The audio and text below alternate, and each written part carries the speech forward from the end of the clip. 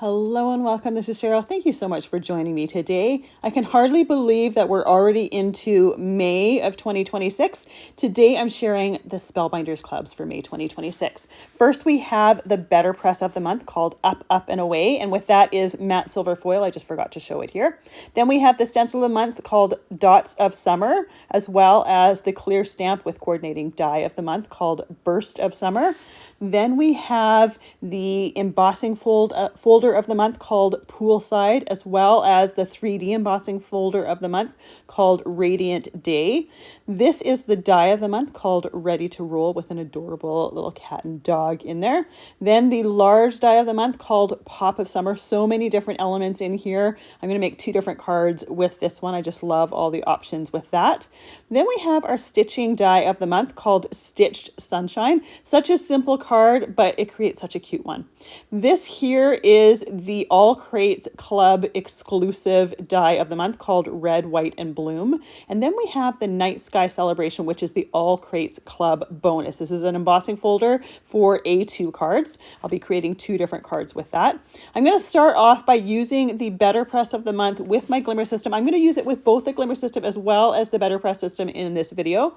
I'm using that matte silver foil to foil it. I'm going to foil it twice, as well as solid hot foil it. I always do my solid hot foiling while I'm doing the foiling, while I have that Glimmer system nice and warm. I have that nice and hot. I put my plate on there, put the foil with the pretty side down, and then I'm working on some hammer mill cardstock.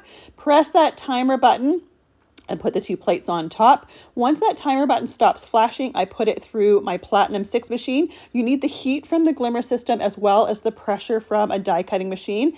And Spellbinders has a list of compatible machines on their website to do that foiling. And then once you've put it through the die cutting machine, you can take that foil off. I'm going to save the excess and do my solid hot foiling once I'm done my regular foiling. I'm going to repeat this process because I want to cut out some of those balloons for a pop out element for this card, just to give it a little bit of extra dimension. So I'm doing the same process, exactly the same as before. Press that timer button once I had my stack in there. Once that was stopped flashing, I put it through my die cutting machine.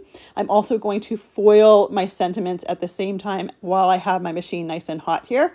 And I just put a little tiny piece of foil on there. We don't need a very big piece, and a smaller piece of hammer mill cardstock on there. I am going to solid hot foil my sentiments, but I'm not going to use them. That piece I'll just save to the side. I'll use it as specialty cardstock to die cut different elements for other cards. Anytime I use do my solid hot foiling, sometimes it gets used as a matte, which I will be doing here. The odd time it gets used for the front of a card, which I will be doing in this video. And then sometimes I just save it as specialty cardstock and use it to die cut with my dies for some metallic elements. Once I have all of my foiling done, I put my solid hot foil plate on that Glimmer system, let it warm up for a few moments, and then I repeat the exact same process. The foil gets put with the pretty side down, hammer mill cardstock on top, the remainder plates on top, and then I press that timer button. Because we are solid hot foiling, I will let that heat for just a little bit longer and then run it through my die cutting machine. Once I have it through my die cutting machine, we can peel that foil off and you can see the negative image, the exact opposite image to what we first foiled. Great way to use that excess foil. I love that solid hot foiled background too. I didn't intend, when I started creating my video, I didn't intend to do a solid hot foiled front on one of them, but once it was done, I just really liked the look of it. So I decided to create an extra card in here. Now, once we have the images solid hot foiled, I'm going to do the sentiments. And like I said, I'm not going to use them with this video. It didn't really work with any of the cards that I was creating. Now, sometimes when you're foiling, you get a little bit of excess foil. Now, that's especially true when it comes to sentiments. What I like to use is the thicker of the 2 or of the sizes of Best Ever Craft Tape. I'll put them on my shirt a couple times just to take some of the excess sticky out of it, and then I'll put it over top of the foil, and it's a really effective way to clean up those sentiments. If it doesn't clean everything up, you can use a sand eraser. I have one from Tombow that I like to use to clean up my foiling. For the backgrounds, I just put it in a couple places. There really wasn't anywhere that I really figured I needed to clean it up, but it does really clean up your images. And it's one of those things you don't necessarily see, but if you look at the back of your tape, you'll see all of the excess foil that's come off.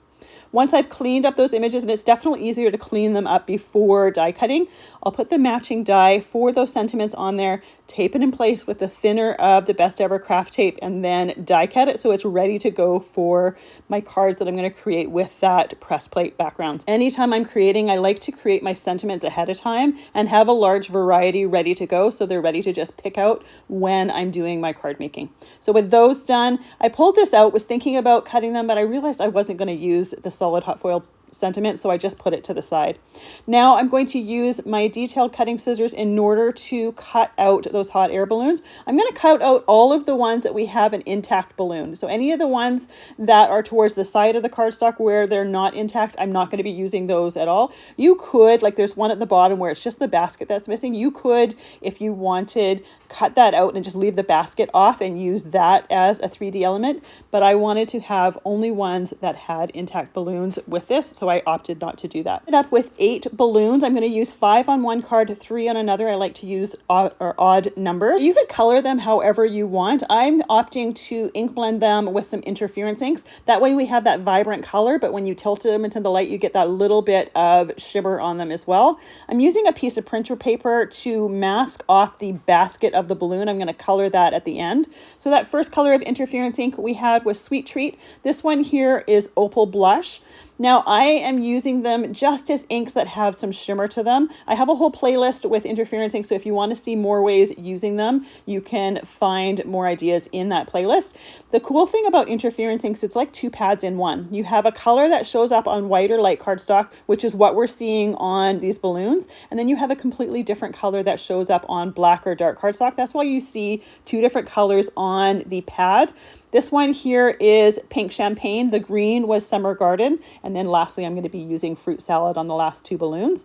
So when we look at this Pink Champagne, it is bright pink, but when you tilt it into the light, we're going to see a green shimmer, and that's the green you see on the pad cover. This one here is Fruit Salad. So we're going to see a beautiful coral color, but it has a gold shimmer to it. So when we tilt it into the light, we're going to see a little bit of that shimmer color to it. So they're like magic pads. I love how they work. I love their vibrancy, and I love the shimmer to them.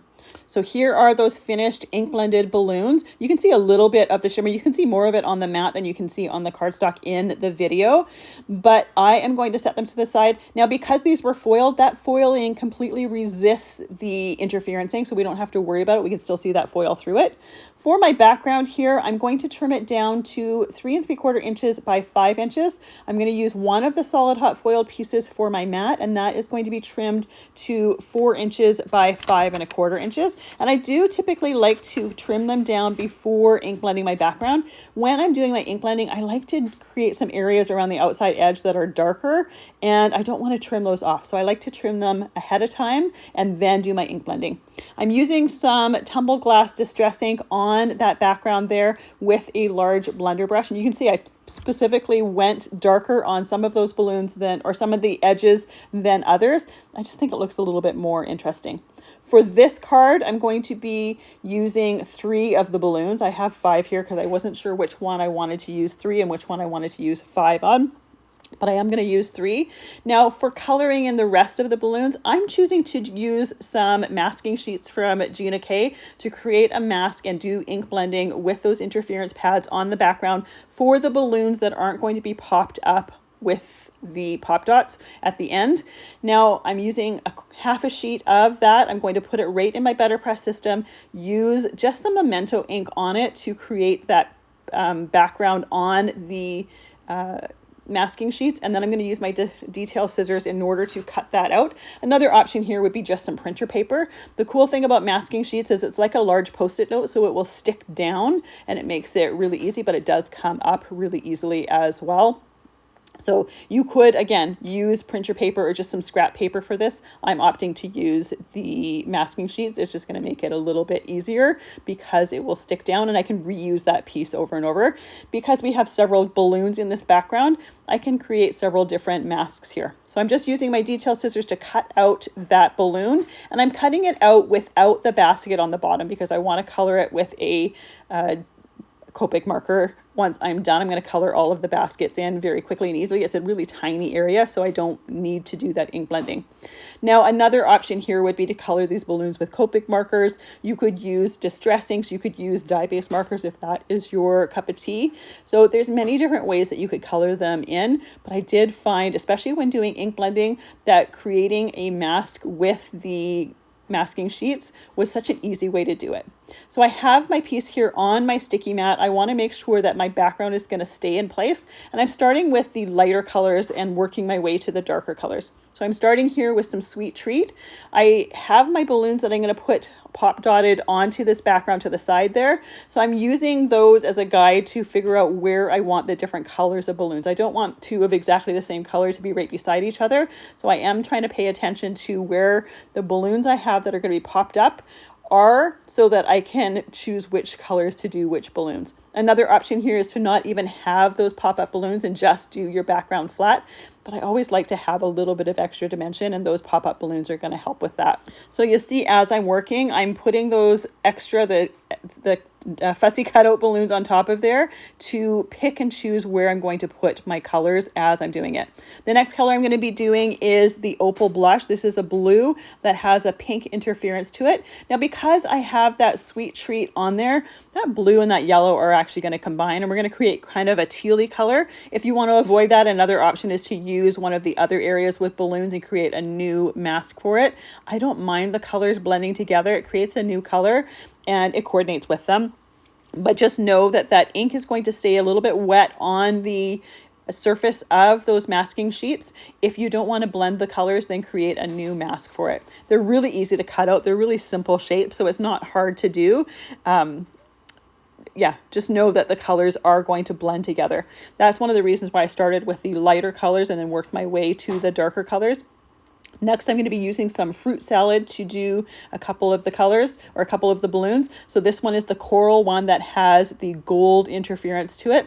Now, one of the ways that I like to use interference pads, and if you check out my interference playlist or haven't seen any of my videos before, you might not know, or you might find that out in that playlist, is I like to use either hickory smoke or black soot distress ink to ink blend in an area before using my interference inks. That way you see both, you get both, the best of both worlds. You see both the color that would show up on light cardstock and the color that would show up on dark cardstock.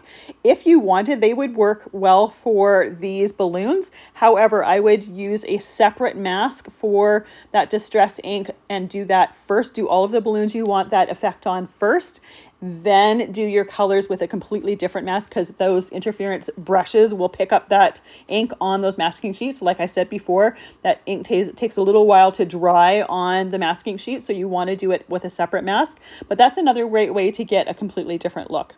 For my mat for this, I just use that pink champagne interference ink around the outside edges. That way any of those white lines are going to show up that pink, and we're going to get a bit of color on our mat. For the sentiment, I chose the Summer Garden interference ink to ink blend on top of that, so that it was going to be a little bit more visible on the background than just a white piece of cardstock with that foiled sentiment on it. It's just going to be a little bit more prominent. After gluing my mat to my card base, I can glue my balloon background here. And now I'm ready to add those little balloons onto the front. So I'm putting my sentiment down first, and I'm gluing that with some Barely Art glue in a fine line bottle. And that's what I use to glue most things on my cards. And then I'm going to use the foam dots for those extra little balloons. Now I'm using ones that aren't super thick. You could use thicker ones if you want. If you want it to pop out a little bit more, you can pick and choose. You could also do different amounts of pop dots on each of the balloons so that they stuck out in different dimensions. The last step here is to use that Copic marker, and I'm using E37. It's a dark brown for the baskets on those hot air balloons. Another option would be a dark gray. Either one would work, and you could even use dye-based markers for that as well. I just chose something that was quick and easy to grab, and our card is completely done and has that little bit of extra dimension on that. For this next card here, I am taking my background and I'm trimming it down to 3 3/4 inches by 5 inches. I'm going to create a mat, and I'm just using some hammermill cardstock for that. I'm trimming that down to 4 inches by 5 1/4 inches. That's going to frame it nicely. I'm using that opal blush interference pad for that mat on there. That way that can sit aside to dry before I put my card together. Now for this background, I looked at it because I wasn't sure if I wanted to do some ink blending on it to color in that background, but I just really liked it the way it is with that matte silver foil with the white images. It was very, very simple, but I just liked it on its own that way. So I glued those two pieces down to the card base, and I'm just doing A2 cards for all of my cards in this video. And now I'm going to pick and choose where I want my extra balloons here to go. Now I've got these 5 balloons. I've got 1 of each color. You could also do another foiled background and have multiples of each color if you wanted. I didn't want every single balloon covered. I wanted just to have a handful of them on the front of my card, but you can pick and choose how many you want. I chose 5 for this card and 3 for the last one because I knew I was going to ink blend those other background balloons. So we were going to have all colored balloons throughout it. So for this one, I just opted to do 5 of them so that we have more colored balloons that were dimensional, but there are some that are not colored in the background. I'm trying to make sure that we don't have similar colors beside each other, but obviously that's going to happen when you have just a small space with those balloons. But I'm kind of scattering them around so that they're not necessarily in, say, rainbow order or whatnot. Again, you can pick and choose where you want those to go. And then I'm just doing the baskets for those popped out balloons. And we have a very, very simple card here, but I just love the look of that plain background with those balloons popped out of the front. And again, I chose some foam pop dots that weren't super dimensional, but you could easily layer them so that you have more dimension if you wanted. For my third card here, I'm using this same plate, but I'm going to use it in the Better Press system.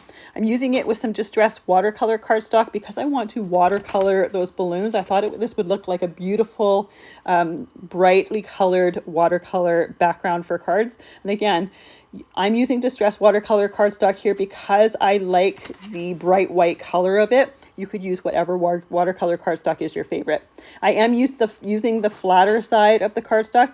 Watercolor cardstock has one side that has a little bit more texture than the other. Anytime I'm using it with watercolor or stamping on it, I like to use the side that is less textured in order to have an easier time with the image with heat embossing it. I'm heat embossing it with some black embossing powder. I wanted this background to have a little bit more of a prominent image, or have those lines be a little bit more prominent than the matte silver foiled ones. But again, you could use whatever color you want. Silver embossing powder would be beautiful here. It would be very similar to that foiled background, but with just a little bit more dimension. This one, I really love the look of those black lines around the outside of those images. Once I've poured that powder on there, and I like to use some super fine embossing powder when I'm pressing images, it just gives you a little bit more detail. I'm using my embossing tool in order to melt all of that powder. Now, when we're working with a background here, we want to be slow. We want to make sure that we get all of it. With so much on there, sometimes it's hard, or it's easy to miss an area by accident. So once I'm done, what I'll typically do is sit there with the light and just keep tilting it, making sure that there's no areas that I've missed. Because when we go to watercolor them, if there's an area that wasn't embossed, that embossing powder is just going to wipe away with my water brush. So we want to make sure we have the whole thing completely done. For my background, I'm using the Tumbled Glass Distress Reinker. This is the reinker that is intended for reinking your Tumbled Glass Distress pad. I like to use them for watercolor as well because the colors are very vibrant. You can get a really deep tone or a really pale tone within the same color. So they're one of my favorite things to use for watercolor. I have them in a little distressed palette here. The one thing about these reinkers with the palette is you need to store them horizontally. You cannot tilt them because they never dry on the palette. So if you tilt them, you're just going to have all of these reinkers running out of the little well and running into each other and just creating a mess. So you need to find a way to store it horizontally. I have a little tiny label to the bottom right of each one that I've written the color in permanent marker, and then I just used a brush and watercolored over it so I can see exactly what color is in each one of those wells. Sometimes, especially with the darker colors, they all look the same, so it's harder to see the individual colors. This is what works for me to know exactly which color is in each one of those wells. So the water brush I'm using to watercolor has water right in the handle. So when I want to change my colors, I have a piece of paper towel to my right that I'll just squeeze that brush in. It will flush water throughout the brush and it will clean it up for the next color. Another great thing about it is I can tap that tip onto the paper towel if I have a little bit too much moisture in the brush to take that excess out, or to remove a little bit of the color. If it's a little bit too dark, I can remove some of that color pigment on that paper towel as well. It's really, really handy. I tend to be a bit of a klutz, so if I had a jar of water somewhere on my desk, there's a very good chance I would spill it or drink it. So by having a brush that has that water in the handle, it makes it super easy to do that watercoloring. Now I'm going to use those interference inks because I already have them out for using with several cards. They're going to work perfect for these balloons as well. Now the one thing to know about watercoloring with those interference inks, it works beautifully. The color is nice and vibrant, but the shimmer is going to be more subtle because we're mixing that ink color with water. We're just going to be diluting that shimmer as well. So it's going to be more subtle. You're still going to see some shimmer, but I'm doing this more for the vibrant color. Now for the last two cards, my balloons were all individual colors. For this card, I'm going to do some of them, or I'm going to make some of them have patterns because there are the lines there. When I am finished this background, I'm also going to add some extra texture with some stickles as well as glossy accents. Now, when I put the glossy accents on some of the balloons, I'm only putting it on the balloons that are one solid color. Because these colors are water soluble, if I were to put glossy accents on the balloons that have the patterns in them, those colors are going to start to blend and bleed into each other while that glossy accents dries. And I want to try to keep the patterns as precise, if you will, as possible. So I'm not going to be putting glossy accents over top of that complete balloon. I will be putting some stickles on some of those rows and then glossy accents above and below so we have a little bit of different textures to them. But just be careful with it. Know that these are dye-based markers. They work fantastic for watercoloring. You can put stickles and glossy accents on them. Note that the color tone will often change, especially when it comes to reds and pinks. It just happens with dye-based things. When you put glossy accents and stickles on them, they tend to turn more of a pink color for reds, and the pink tones tend to change. I know that, and I'm totally okay with that, but if you're new to them, just experiment with them, play with it on something that you don't mind. If the color changes, don't do it on your prized final project. If you're worried about those colors blending and bleeding into each other, just to get to know each one of those products, to know what they do. Now the interference colors that I'm using are the same ones that I used for the balloons for the first two cards. So we have Sweet Treat, Pink Champagne, Summer Garden, and Fruit Salad. Those ones I'm using most of. They're Opal Blush because it's blue and I have blue on my background here. I will use it really sparingly because we're going to have blue on blue. So I don't necessarily want, that balloon is going to kind of blend into that background. So I'm only using it for the pattern on some of them so that it stands out a little bit and we have more of the other colors that are showing off more towards the, or for the, over top of that background. Or else in this case, I'm doing it right over top of one that's right on a cloud.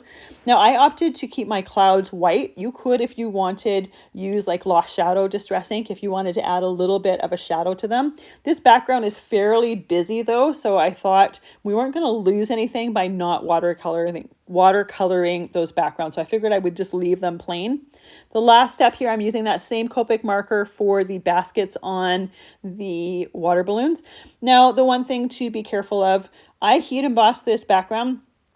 Gloss or heat embossing and Copic markers are not really friendly. You can use clear powder without issue, but that alcohol in the Copic marker tends to break down the embossing. In this case, it was not a big deal because it was a really small area. I wasn't sitting in there coloring for an extended period of time, but you do want to be careful when you have an embossed image with Copic markers because it will start to break down that embossing.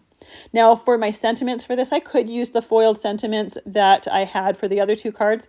However, I wanted a heat embossed sentiment that matched the heat embossed background for this. So I'm putting a scrap of hammermill cardstock in my Better Press system, putting the plate for the sentiments on there, a little bit of embossing powder tool in my cardstock so that my embossing powder is only going to stick to the sentiment.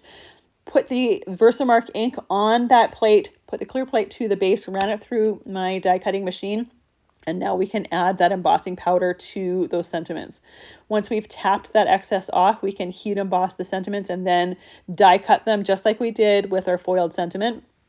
And this way we're going to have a sentiment that's going to match perfectly that embossed background for our hot air balloons. With our sentiments done, we're ready to start assembling our card. So with that black embossing, I chose to use black cardstock for our mat here. So that is just trimmed to 4 inches by 5 1/4 inches. Our hot air balloon background is trimmed to 3 3/4 inches by 5 inches. Then we can add them to an A2 card base. So once again, using that Barely Art glue, and I have that in the fine line bottle. I just use it for everything. It works well for gluing the background pieces down, but it also works well for gluing die cut pieces together because you can put as much or as little glue as you need.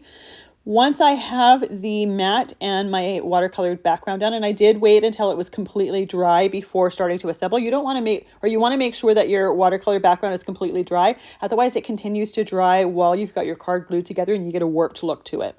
Now we can add that glossy accents and the stickles. I'm going to start with the stickles. I'm just adding that to some of those patterned areas on the balloons that I've watercolored in a pattern. Now I'm keeping it within the embossed lines. This is just going to add some sparkle to some areas to just create some extra texture. And this is a step that you can completely miss if you don't want to add this. It is going to take a while to dry because those balloons are a little bit on the larger side, especially once we add the glossy accents to it. But it does add that extra bit, a little bit of sparkle, as well as the extra little bit of glossy dome dimension that really catches the light and gives you something interesting to look at, shall we say. So once we have the stickles down there, this is how it looks, and you can't really see it in the camera, but in person, especially once it's dry, you can really see the sparkle from the glossy or from the stickles. Now I want to add the glossy accent. I'm just going around the outside of those balloons. For the ones where I am doing the full thing, I like to do it kind of like a cookie. So I'll put the glossy accents around the outside area, and then I'll kind of flood the inside, making sure that all areas are completely covered. At this point, I thought I was only going to do it for a couple of the balloons. I ended up doing it for all of them because I really liked the look of it. And it was something completely different from the first two cards with those balloons. And I wanted to show a few different ways of using those balloons in different ways. Another option, like I did this completely flat as a background other than adding the glossy accents, but you could also do a second background like I did for the foiled ones and cut them out and have extra balloons as die cut dimension. You could even overlap them on a couple of them if you wanted. It just depends on the final look that you're going for, but you could easily even just use one of those balloons as an element on its own on a different card. Now look at that domed or that glossy dimension you get from the glossy accents. I think it really, really adds that extra little bit of texture to this background. My next card here is going to be a really simple one. I just loved the simplicity of the Radiant Day embossing folder. So I chose to use some beeswax cardstock here. I'm taping it into my embossing folder. I'm using some Chip Sapphire Distress ink and just inking the background of that embossing folder. I'm going to put it through my die cutting machine using the stacking for 3D embossing folders. And I'm going to repeat that action a couple times so that we have the recessed areas with Chip Sapphire ink, and then the upper areas are just going to be that beeswax cardstock. This is one of my favorite techniques to do with embossing folders because it really shows the embossed texture really, really well. Now I'm using Chip Sapphire, which is a dark blue here. You could, if you want, use say an orange or a darker yellow to create more of a monochromatic look, and it would be a little bit more of a subtle look to it. Or you could get even more dramatic and use black ink for that background if you wanted to have a black and yellow background. But you see a lot more of that embossed texture with this. Now typically when I'm doing this technique, I find that 3 times is about the sweet spot. It really depends on the look that you're going for and how much coverage you want that ink to have. Now, I thought it would be nice for the upper layer, the beeswax cardstock part, to have that little bit of interference shimmer. So I'm using that Sweet Treat pad, really lightly rubbing it over the top. So we're not getting that ink on the recessed areas. It's only going over the top and just adding a little bit of shimmer to that sun. Then I'm going to trim this down to 3 3/4 inches by 5 inches, and then create a mat out of some Hammermill cardstock that is 4 inches by 5 1/4 inches. I'm going to use that same chipped sapphire distress ink on the outside pieces of this cardstock in order to make it match my ink on the upper layer. This is one of the ways that I like to make my mats match completely, but you could use colored cardstock here. It really just depends. I do this often when I'm using interference ink because I want it to match exactly, and interference inks, because they're so unique, it's really hard to find a cardstock that's going to match it. So I'll often use those inks with it for the mat instead, because then we get a perfect match. Now I want to create my sentiments for this card as well as the rest of the cards in the video. So I'm using the clear stamp of the month, and I am using a white eraser on the stamping surface, removing any possible manufacturing residue and then using a brush to brush that off. This only needs to be done the first time. It just helps that stamp take ink just a little bit better. And when I do it, I might as well do the entire set so that I know if I go back to the set, I know if I've used it, I've done that whole set. I don't need to repeat the process or do each individual stamp at a time. It's going to take just as much time to do the entire set as one stamp, so why not get it all done at once? Now I'm going to put as many sentiments as I can on my little piece of Hammermill cardstock here, and then I'm going to heat emboss them and die cut them. Now I like to have more sentiments than I think I'm going to need. That way, if I change my mind while I'm creating, I have a lot of choice. I'm heat embossing these sentiments. So first I'm putting some embossing powder tool on my cardstock. Then I'm going to ink my stamp with some Versamark ink. Stamp it a couple times in my Misty stamping tool to make sure that I have a nice clear impression. Then I'm going to heat emboss it. And I'm going to just keep it with the black embossing powder. This is the same embossing powder I use with that Better Press plate. You could use any color you want here. If you wanted to change the color, you could. You could also use just regular ink for this. I'm using, or I tend to prefer, embossed sentiments because I like that raised texture and the little glossy or metallic accent you get with it, but you don't have to emboss it. You could just use regular ink if you wanted just a flat sentiment. Once I have all of these sentiments embossed, I'll match up each one of the dies for them. I do like to tape those dies in place with some Best Ever Craft tape before die cutting them all at once. That way I know that die is going to stay in place. It's not going to move on me. And then I'll have all of my sentiments die cut ready to go so that I can easily grab them as I'm creating the rest of my cards.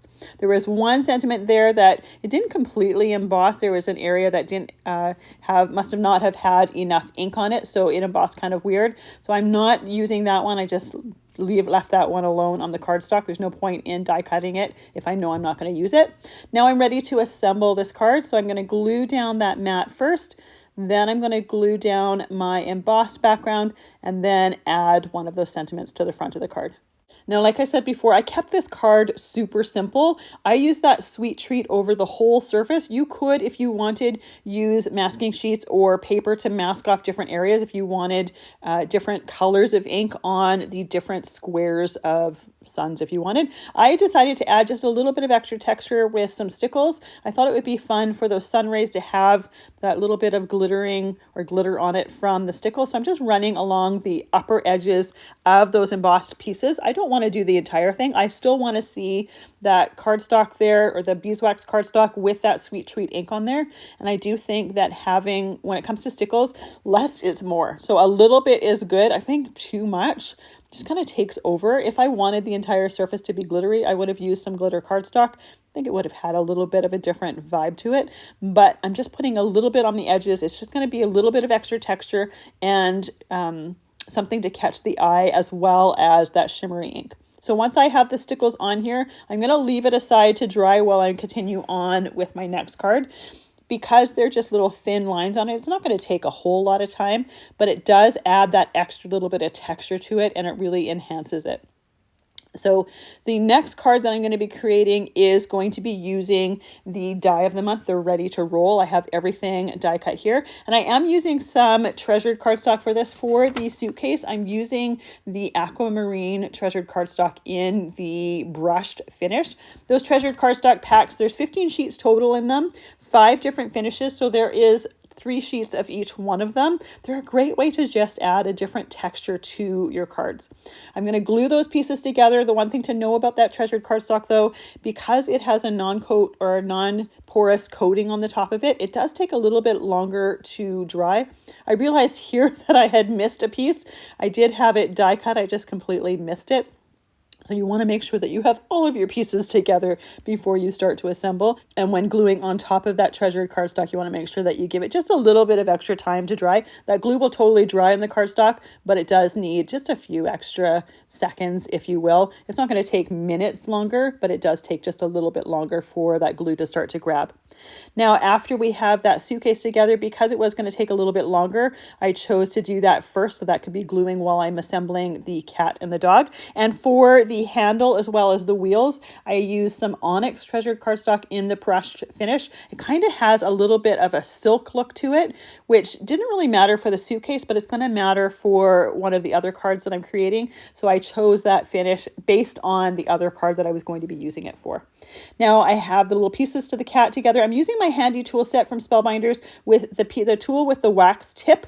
I'm using that to lift up some of those small die cuts and layer them on top. It makes it really, really easy to just put that little bit of glue where the piece is intended to go, and then lift it on top of those little die cuts. When you have the layered die cuts, especially from Spellbinders, it shows you, it leaves a little indent when showing you where the upper pieces are intended to go. So it also helps to know exactly where you're going to want to put that glue. Now I am putting both of these little guys in that suitcase there. I chose to do one of each. You could easily do multiples if you wanted, or 2 of one. I would definitely choose to do 2 of one in like different colors, so they weren't exactly the same. For my background, I'm using the Poolside embossing folder of the month. I thought it looked a little bit like mesh, as well as the waves on water a little bit. So I opted to use that as a background. I'm using some fawn cardstock, something really, really simple to coordinate with that suitcase, but I wanted to have that embossed texture pop out a little bit more. So I'm going to use some vintage photo distress ink on top of that so that it really shows up that pattern texture. Once I had that on the top, I decided to trim it down and then add a little bit of extra ink blending around it. So I trimmed this down to 4 inches by 5¼ inches. I'm going to be using that same vintage photo pad with a large blending brush in order to do that ink blending around the outside. I think that ink blending around the outside really frames it in and gives that background a little bit more of a cozy look to it. So once I have the background ink blended around all 4 edges, I'm using that pad to just rub around the edges just to give it a darker look around the outside edge. And now we're ready to assemble. I used the black cardstock, the Raven cardstock, for the mat on this. It's going to coordinate with the black accents on the animals as well as that suitcase. So that was trimmed to 4 inches by 5¼ inches. My embossed piece here was trimmed to 3¾ inches by 5 inches. And now we're ready to add our little suitcase with our cat and dog, as well as our sentiment. I kept that sentiment white, but you could ink blend it if you wanted.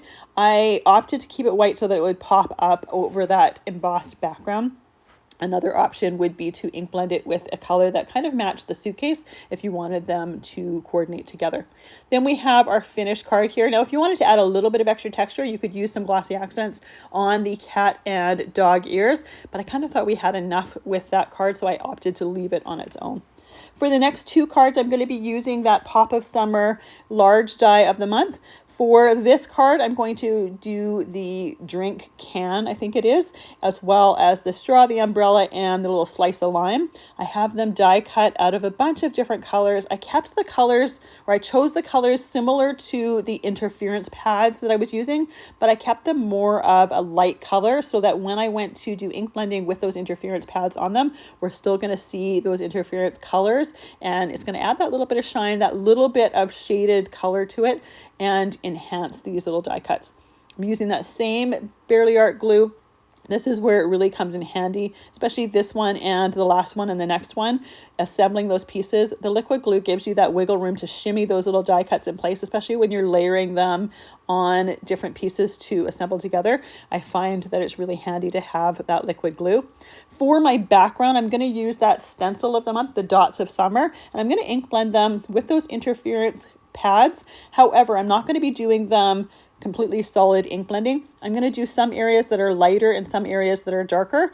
When it comes to those interference pads, they're quite bright colors, and I didn't want the bright background to overcome or overtake the die cuts. I wanted them to just kind of be a fun polka dot or dots background for these little die cuts. So I'm going to use all 5 of the colors.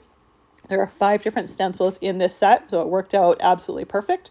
I'm going to do, that first one there was Sweet Treat. This next one here is Fruit Salad. And again, for every single one of them, I'm doing the colors a little bit lighter. If I find that I have too much color on or too much ink on my brush, I will kind of dab it off on the stencil first before going around and ink blending. So you'll see after I put my brush in that pad, I'll kind of dab it on the stencil. That's me kind of testing how much ink is on that brush before I go in and do that stencil. I don't want to accidentally get too much ink on some area before I can always add more ink, but I can't take any away. So always, I try to err on the side of caution and see how much ink I actually have on there. So with that last one, I also did the ink blending around that little drink can or little drink glass. Put a little bit of that fruit salad around there. Now I'm adding that pink champagne, and once again, trying to err on the side of caution, be a little bit lighter. Some of my dots are going to be darker, some are going to be lighter. I like that color variation. When I'm working with these interference pads, often they'll be fairly juicy until I've used them a lot, and I often will use the outside edges around mats and stuff like that, so that tends to be a little bit drier. And when I'm doing that ink blending, I use the inside part of the pad. So you can kind of, you can't see it on the camera, but when I'm working with them, I can kind of see if a pad is drier or if it's a little bit more moist. But still, it's always a good idea to check and see how much ink you have on that brush. This next layer here, I'm using the Opal blush. And again, being darker in some areas, lighter in other areas. I can always add more ink if I need a little bit more, but I don't want to overwhelm my die cuts that are going to go on the front. I want that background to be a fun, celebratory background that enhances those die cuts, not take over them. The last color here is the Summer Garden. So this is a really pretty green color. This is one that I use a whole lot, so I tend not to have to test it because it tends to be, in general, on the drier side. I really need to be better at re-inking my pads every time I use them, just because some of them I use quite often. I do tend to have my favorites, and Summer Garden is one of them. I tend to prefer that one or use that one a lot when ink blending greenery. Now for this one, I'm going to be using a blue matte for that card. So that one is trimmed to 4 inches by 5 1/4 inches. My stencil background here is trimmed down to 3 3/4 inches by 5 inches. And now with all of our pieces ready, we're ready to start assembling our card. So we're going to glue that matte down first.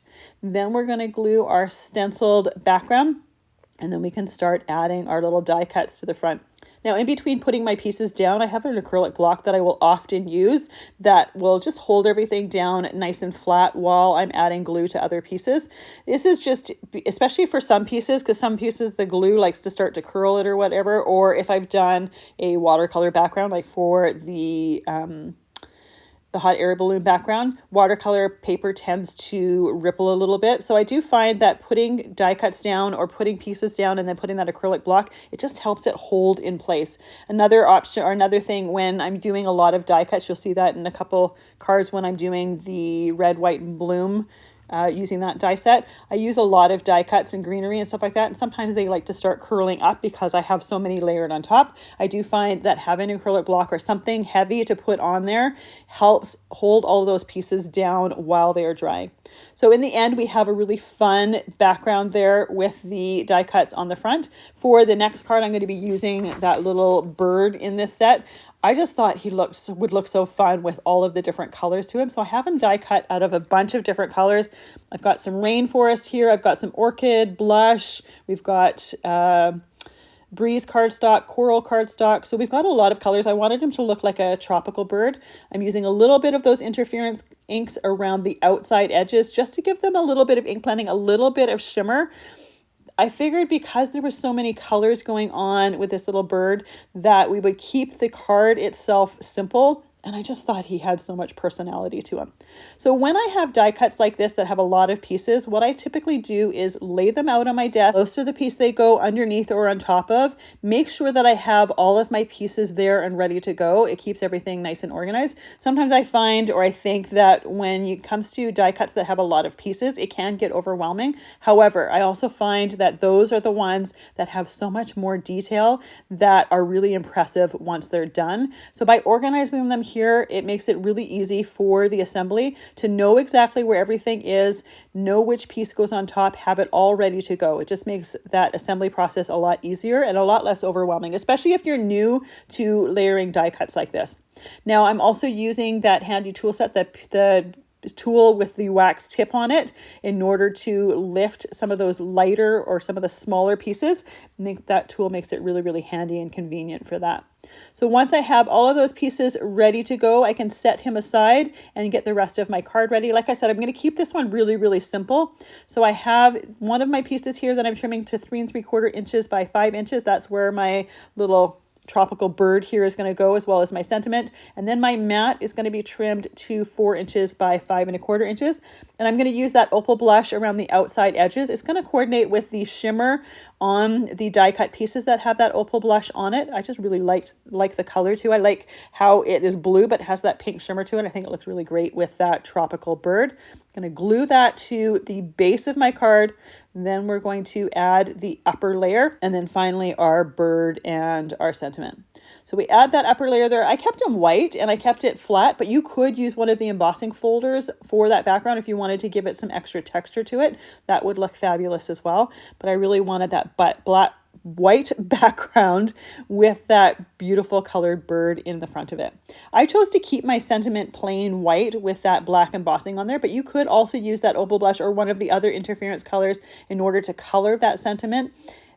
Final step here, I thought it would look nice to have a little bit of extra glitter on there. So I'm using some of the stickles just around the outside tips of the wings, just for that extra little bit of sparkle. The one that I use is an opalescent, so it is transparent. You can see the color underneath there. We don't lose any of the color, but it just adds that little bit of extra texture and that little bit of extra sparkle.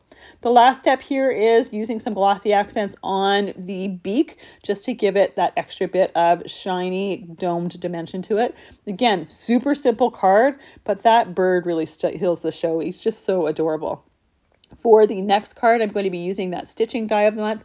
This is another one that's going to be super simple because the stitching die itself is a very simple one. We have this background with that sunburst pattern to it. I'm die cutting it out of some Breeze cardstock. There is an outer die and an inner die for stitching. I taped the two of them together with some Best Ever craft tape so that those would stay where they're supposed to go. And then I taped it to my background piece. The background piece is 4 1/4 by 5 1/2 inches, and so is that outer die. So I want to make sure that I have it placed properly. So by taping that die to my cardstock, I can make sure that those stitching dots are exactly where I want them to go. I thought this background would look nice with some ink blending, so I want to do that before the stitching. So I'm using some Chip Sapphire Distress ink with my large blending brush and just going around the outside edges. Now I opted to leave this with just the ink blending around the outside edges. Another option here would be some ink blending on the inside area where the sun is going to go on top of. If you wanted to use, say, some yellow ink or even some gold metallic ink where that sun is going to go on top, just so it looks like it's glowing a little bit more, that would look nice as well. Didn't think about that until I was halfway through the stitching, thinking that that would look fun as well, but I really like the ink blending around the outside edges. For my sun, I have it die cut out of beeswax cardstock, and I'm using that Sweet Treat interference pad just to ink blend around the outside edges. So we're going to get a little bit of that yellow color. We're also going to get a little bit of that pink interference. So when we tilt it in the light, we're going to see a little bit of pink on there. For the cheeks, I have some scraps of blush cardstock here that I'm using that fruit salad interference on top of. This is just going to go behind those openings for the cheeks. I have some black cardstock for behind the mouth. And then there's a little tiny tongue die that goes on the inside of the mouth that I'm just doing a touch of ink blending with that fruit salad as well. Then we can assemble those together. So those can be drying while I'm stitching my background. So this particular die set doesn't have specific dies for underneath those cheeks and that mouth area. It's really easy to just get a scrap and just glue that to the back. It doesn't need to look pretty because we're not going to see the back of that sun anyway. So once I have those cheeks there, I'm going to glue that black piece to the mouth. Then I'm going to glue the tongue on the inside. Now I put it accidentally there upside down first. It was easy enough to lift it right back up and switch it around. For my stitching, I'm using some DMC Floss 744. I chose a nice yellow that coordinated with the yellow cardstock for my sun. When I stitch dies, I use 2 strands of that floss. So I separate it together, or separate it, use 2 strands, and then I use a little piece of Best Ever Craft tape in order to tape that floss to the back. This way I can make sure that it's in place and I'm not going to accidentally pull it out. Now, when you stitch dies, when you die cut them, there are little grooves or indentations put on there showing you exactly where that stitching is intended to go. And that's what I'm following here, stitching or making sure that those floss pieces are over top of those grooves. For any stitching die, you can completely change that up. You can have them crisscrossing, you can have them just around the outside edge, just around the sun if you want. But I, especially for this one, really like where they are. So I'm just going and following them. So I'm going to do the same thing around all the outside edges. The stitching is really, really easy. When I come to the end of my floss, I'll do the same thing as at the beginning. I'll use a bit of Best Ever Craft tape in order to tape and secure that in place. And then I'll just use my scissors to trim those pieces off. Now, when I use stitching dies that are smaller, I will often do a second piece and I'll glue that to the back of my stitch piece before assembling my card. Because this stitch piece is the entire background, I'm not doing that for this. I'm just going to put my glue on that back there, put it onto the card background. It fits exactly. And then I'm going to be using sewing clips in order to hold that in place while that glue dries. So I'm going to put one on each of the sides and then one on each of the corners of the card. Set that aside to dry while we work on, or we complete the rest of the sun for the center. Now, those clips are just going to replace your fingers. That way you're not sitting there waiting for anything to dry. Obviously, they can be reused many times. I just don't like sitting there holding and waiting for things to dry. I like to be working on something else while something is drying, so those sewing clips come in handy. I'm using that same Sweet Treat ink on my sentiment. I wanted that sentiment to pop on that background. And then to add just a little bit of fun, whimsy, and interactiveness to this card, I'm using a action wobble for behind that sun.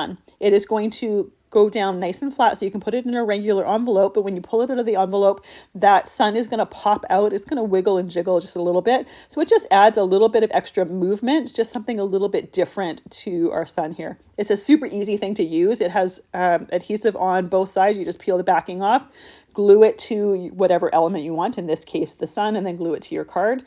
But when you put it in an envelope, it goes nice and flat, so it doesn't add any extra bulk to it. The last step here is I'm going to use a little bit of stickles in those cheeks just for a little bit of extra sparkle, and then I'll set that aside to completely dry. You don't necessarily need the stickles there, but it just adds that extra little bit of texture as well. So simple card, but that stitching gives it a lot of extra texture to it, as well as the stickles on the cheeks and that action wobble. For this card here, I'm going to be using the Wet Red, White, and Bloom die set. This is the All Clubs Crate exclusive item for this month. Now, clearly, it's intended to be a patriotic piece. I am just doing it without those pieces. They're in the set. You absolutely can do it. I wanted to show a different option, as well as the fact that I'm not American. I don't have anyone to send that card to, so I didn't want to do it that way. I wanted to show another alternative. For that hat, this is where I'm using that brushed onyx cardstock from the Treasure cardstock pack. Like I said, it looks almost like silk, so that hat has a finish to it that looks like silk. I have some flowers here die cut out of orchid, blush, and beeswax cardstock. I'm using my interference inks to ink blend on them just to add a little bit of extra shimmer to them. My leaves are die cut out of peridot and rainforest cardstock, and I've used the Magic Garden, the Summer Garden interference ink to ink blend on them just to add a bit of shimmer.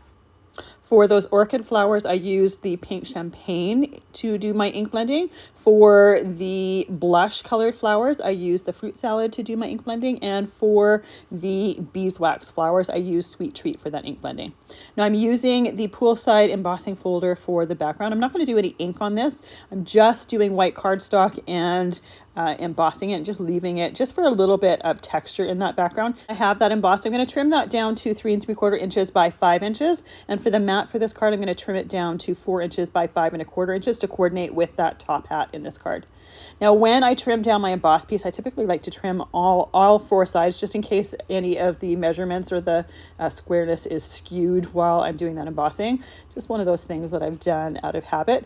For the strip on that top hat, I used the Aquamarine Treasured cardstock in the brushed background. Now, the brushed finish for that aquamarine and for the black, they look completely different. So the different finishes for each of the colors are not exactly the same. So just know that you get different finishes, but they're not actually exactly the same between the different colors. Once I have my top hat on my background, I'm going to start adding my florals and my greenery. I start with some of my greenery in the background, then I'm going to add my florals, and then I'm going to go in and tuck in some of the leaves. Typically go from back to front to kind of midway. This is one of those times when liquid glue is really, really handy because it dries slower. It gives you that wiggle room. It gives you some time to move and to put things in place, even tuck in behind other things so that you can fill in your floral arrangement. So I have 3 different leaf pieces. I've got kind of a fern branch, then we have a branch with 3 leaves on it, and then there's individual leaves. I'm going to leave most of those individual leaves for once I have my florals in. Those are just going to kind of be filler pieces. So for each of these florals, we have a large one. I'm going to put a cluster of the large ones in the center with each one of our 3 colors. Some of those florals are going to be layers, and then some are just going to be small florals to tuck in behind the other ones. And when I tuck in behind the other ones, I'll typically put it in an area not behind that same color flower. So we see each individual flower. I want to make sure they don't kind of all blend into one clump with each other. So you can see that I put my 3 in the front, and then I tucked the same 3 colors behind, but I put it opposite where the larger one was in the front. Then I added the layer flowers to those front ones. This is just going to give them a little bit more interest and a little bit more dimension. And then we have 3 more flowers left. I'm just going to tuck those in different areas behind where I feel like it could use a little bit more color. Once again, trying not to put 2 of the same colors in exactly the same spot. If you by chance have 2 flowers that are similar color in the same spot or together right beside each other, you can use one of those leaves to kind of separate, just to add a little bit of separation. Now, I will always die cut more greenery than I need, so I'll typically have leftover pieces.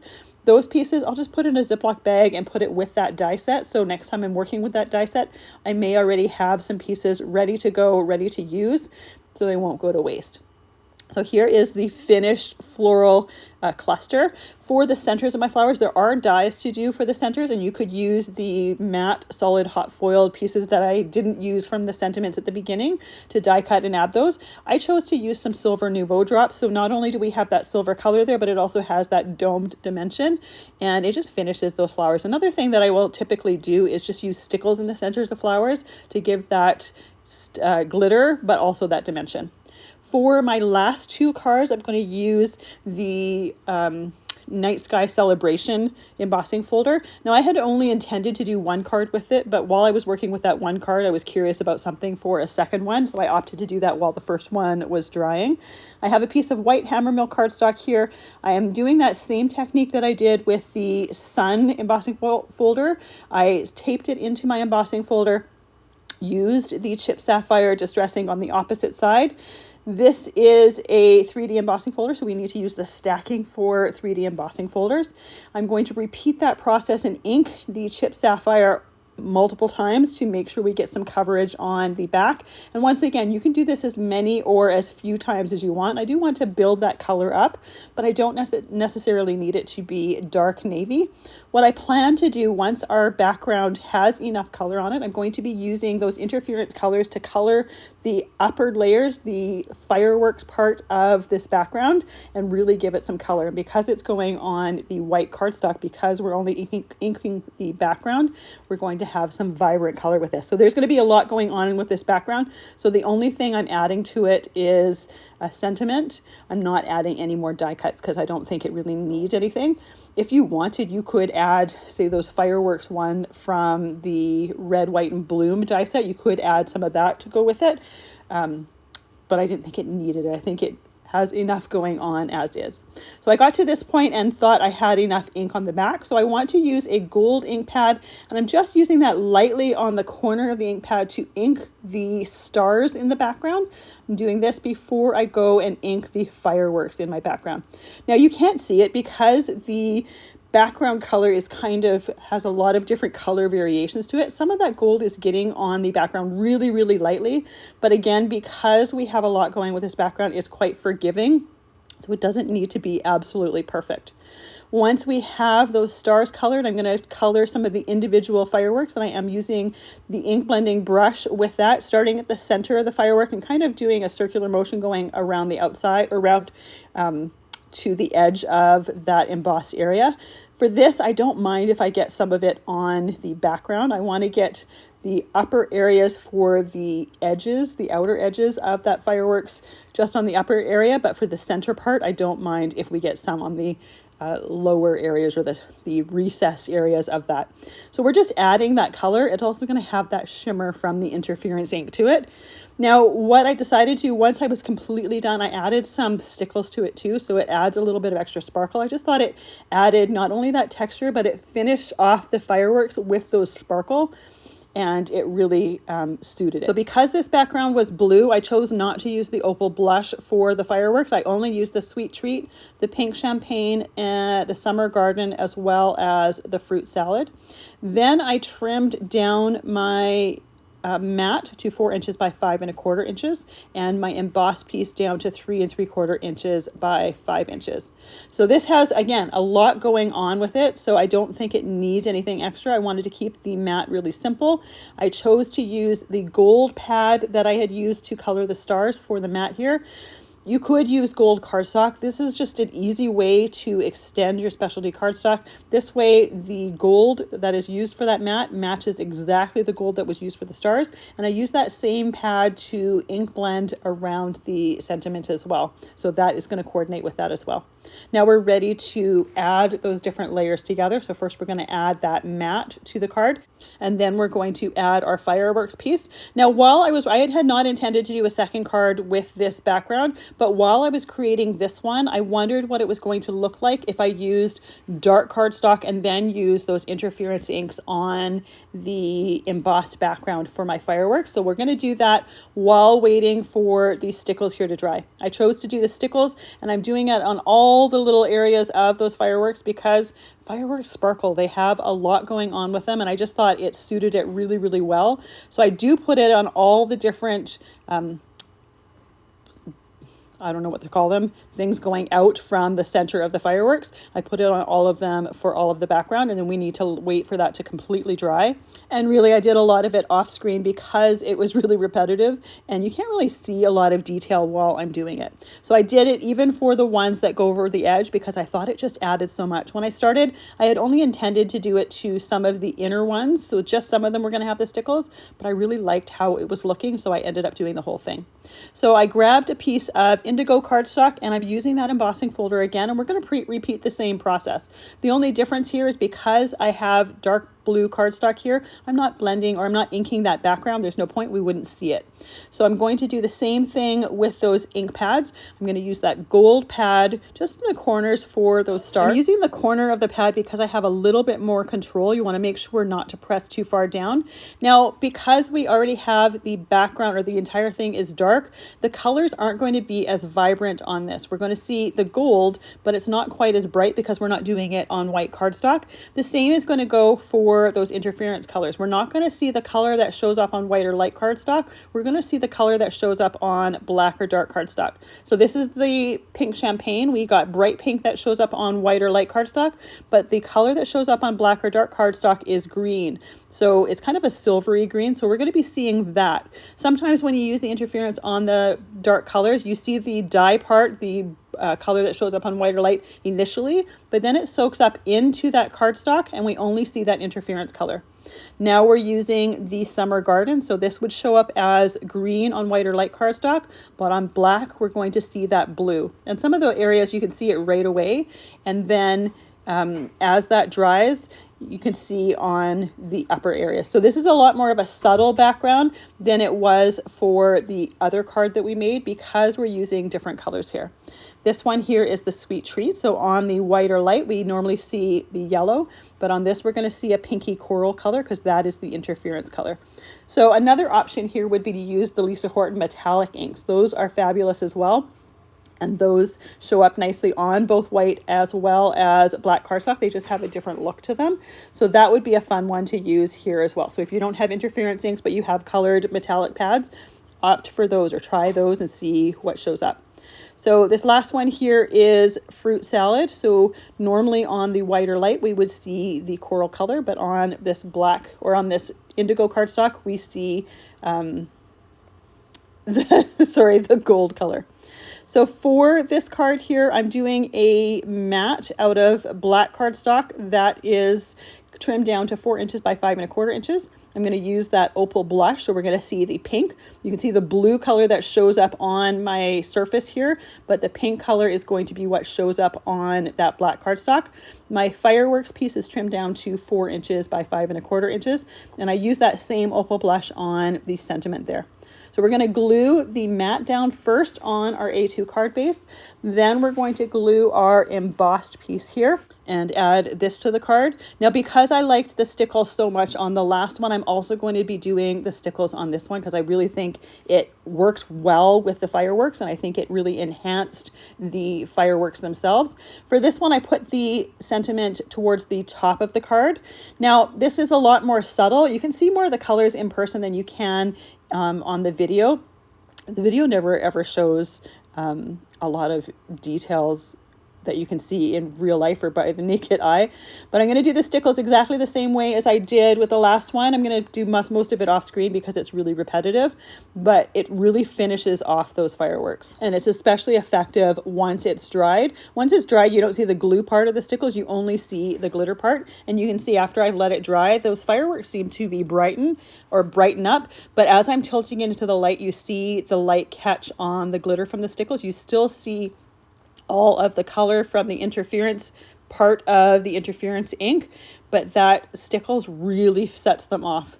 Then we have our first card that we used with that background. You can see it has a completely different look to it than the one with the navy cardstock. So neither one is right or wrong. They're just completely different vibes, but they're both fun, perfect for celebrations as well. Then we have our card done with the red, white, and bloom. And this one was purposely not done with the patriotic theme that's on the front of the die set, but it just gives you a lot more options with this. You don't need to use this. This would be fun for like a bridal card, a wedding card, even just a birthday card or something. Someone that likes florals. I love the top hat to it, and it could be used with other things as well.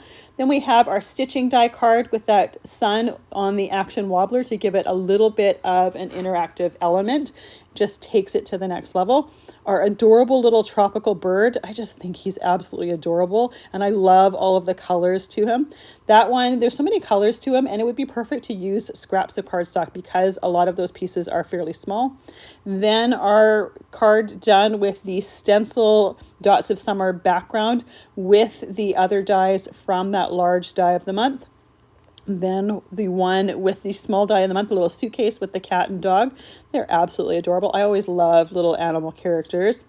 Then we have our sunshine background done with that 3D embossing folder of the month. Super simple background, but with the stickles and with the interference ink, it has some shimmer and some glitz to it with the glitter.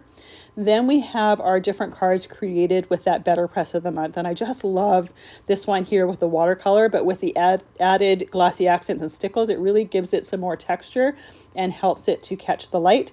Then our very first set with those foiled and negative foiled. This one here with that negative foiled background, those balloons done with those interference inks and then popped on top with some foam pop dots, and our very first card with that foiled background with some of those ink blended on the background and some of them popped up.